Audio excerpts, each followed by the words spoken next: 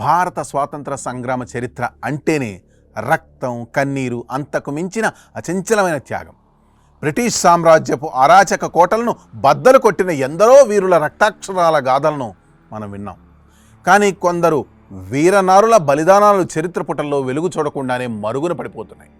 ఇటీవలే దేశవ్యాప్తంగా థియేటర్లో సంచలనం రేపిన ధురంధర్ చిత్రం ద్వారా ఒక వీర గూఢచారి కథ వెండి తెరపై భారతీయులందరినీ ఎలా కదిలించిందో మనకు తెలుసు. కానీ ఇప్పుడు మనం చెప్పుకోబోయేది ఆ సినిమాకు మించిన ఒళ్ళు గగుర్పడించే ఒక యథార్థ వీరగాథ. దేశం కోసం ప్రాణాలు అర్పించే భర్తలను చూసాం. కానీ కన్న దేశాన్ని కాపాడడం కోసం కట్టుకున్న భర్తనే కసితీరా అంతమొందించి చీకటి జైలు గదిలో రాక్షస హింసను అనుభవించిన, ప్రాణం పోయే క్షణంలోనూ దేశ రహస్యాలను విడిచిపెట్టని ఒక హిమాలయ శిఖరం లాంటి వీరవనిత కథను ఇప్పుడు తెలుసుకుందాం. ఆమె నేతాజీ సుభాష్ చంద్రబోస్ స్థాపించిన ఆజాద్ హింద్ ఫౌజ్ సంబంధించి మొట్టమొదటి మహిళా గూఢచారి నీరా ఆర్య. ఈ వీడియో ప్రతి ఒక్క భారతీయుడి రక్తాన్ని ఉడికెత్తిస్తుంది. ఎక్కడా స్కిప్ చేయకుండా ఆఖరి వరకు చూడండి. మన దేశం ఎలాంటి త్యాగాల పునాదులపై నిలబడిందో మీకే అర్థమవుతుంది. ఈ వీడియో నచ్చితే 10 మంది భారతీయులకు ఈ వీడియోని షేర్ చేయండి. 1902 మార్చి 5వ తేదీన ఉత్తరప్రదేశ్లోని ఒక అత్యంత సంపన్న వ్యాపారవేత్త కుటుంబంలో నీరా ఆర్య జన్మించారు. కోట్ల రూపాయల సంపద, సకల భోగాలు ఉన్న నీరా నరాన ప్రతి రక్తపు బొట్టులోనూ దేశభక్తి మాత్రమే జీర్ణించుకుపోయింది. భరతమాత పడుతున్న బానిస సంకెళ్లను చూసి ఆమె రక్తం ఉడికిపోయింది. దేశం కోసం ఏదైనా చేయాలనే కసితో నవయవ్వనంలోని ఆమె నేతాజీ సుభాష్ చంద్రబోస్ పిలుపునకు ఉత్తేజితురాలై ఆజాద్ హింద్ ఫౌజ్లోని రాణి ఝాన్సీ రెజిమెంట్లో ఓ వీర సైనికురాలిగా చేరిపోయారు. నీరా కళ్ళలోని ఆ రౌద్రాన్ని, మాతృభూమి పట్ల ఉన్న అచంచలమైన నిబద్ధతను, చొరవను చూసిన నేతాజీ సుభాష్ చంద్రబోస్ ఆమెకు సామాన్య సైనికురాలి కంటే అత్యంత ప్రమాదకరమైన బాధ్యతను అప్పగించారు. అదే గూఢచర్యం. శత్రువుల గూడారాల్లోకి, బ్రిటిష్ మిలిటరీ క్యాంపుల్లోకి గుప్తంగా చొరబడి మృత్యు అంచుల్లో నడుస్తూ రహస్యాలను సేకరించే భయంకరమైన మిషన్లను నీరా నవ్వుతూ అత్యంత విజయవంతంగా నిర్వహించేవారు. కానీ విధి ఆమె జీవితంలో ఒక నరకప్రాయమైన పరీక్షను పెట్టింది. నీరా ఆర్య తండ్రి ఆమెకు బ్రిటిష్ ప్రభుత్వంలో అత్యున్నత స్థానంలో ఉన్న సిఐడి ఇన్స్పెక్టర్ శ్రీకాంత్ జయరంజన్ దాస్తో వివాహం జరిపించారు. విధి ఎంత విచిత్రమైందంటే, ఒకరు దేశ విముక్తి కోసం ప్రాణాలర్పించే విప్లవకారిని అయితే మరొకరు భరతమాతను బంధించిన బ్రిటిష్ ప్రభుత్వానికి అత్యంత నమ్మిన బంటు. ఓ రోజు ఆ ఊహించని ఘోరం జరిగిపోయింది.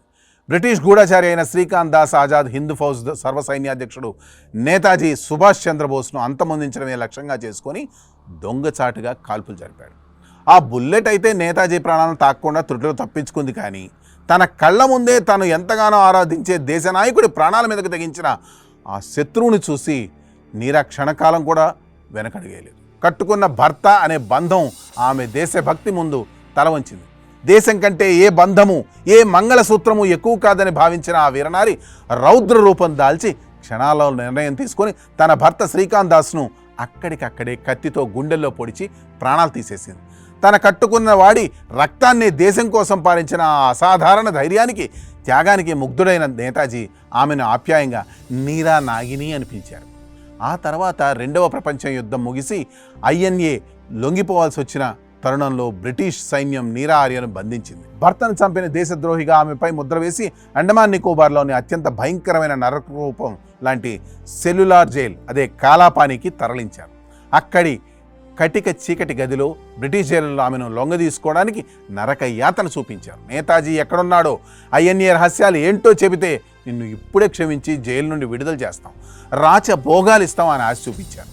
కానీ ఆ కాలాపాని చీకటి గోడలు బద్దలయ్యేలా నీరా ఆర్య గర్వంగా నవ్వి, నేతాజీ నా గుండెల్లో ఉన్నారు, దమ్ముంటే వెతుక్కోండి అని సింహంలా గర్జించింది.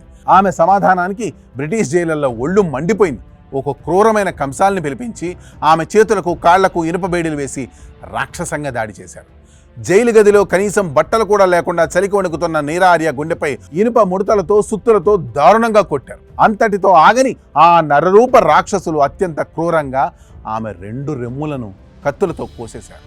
దాంతో రక్తం ధారలుగా ఓడుతున్నా, ప్రాణం పోయేంత నరకయాతను అనుభవిస్తున్న స్పృహ తప్పుతూ ఆ వీరనారి నోటి నుండి కేవలం భారత్ మాతాకి జై అనే నినాదం తప్ప ఒక్కటంటే ఒక్క దేశ రహస్యం కూడా బయటికి రాలేదు.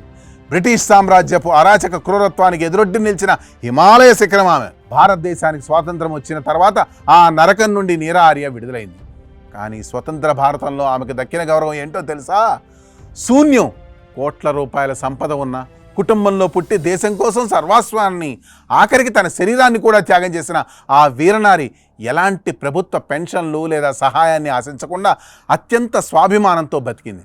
తన జీవిత చరమాంకంలో మన భాగ్యనగరం హైదరాబాద్ ఫలక్నామా ప్రాంతంలో ఒక చిన్న మట్టి గుడిసెలో నివసిస్తూ కడుపు నింపుకోవడానికి వీధుల్లో పూలమ్ముకుంటూ అనాథగా జీవనం సాగించింది.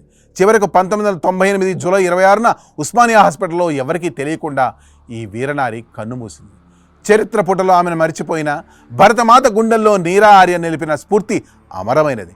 కోట్ల ఆస్తిని వదిలేసి దేశం కోసం రక్తాన్ని చిందించిన ఈ దురంధర్ వీరగాథ నేటి తరానికి ఎంతో స్ఫూర్తిదాయకం. ఆమె అత్యున్నత త్యాగానికి తలవంచి సెల్యూట్ చేస్తూ ఈ వీరగాథను ప్రతి ఒక్క భారతీయుడికి చేరేలా షేర్ చేద్దాం. జై హింద్, జై భారత్.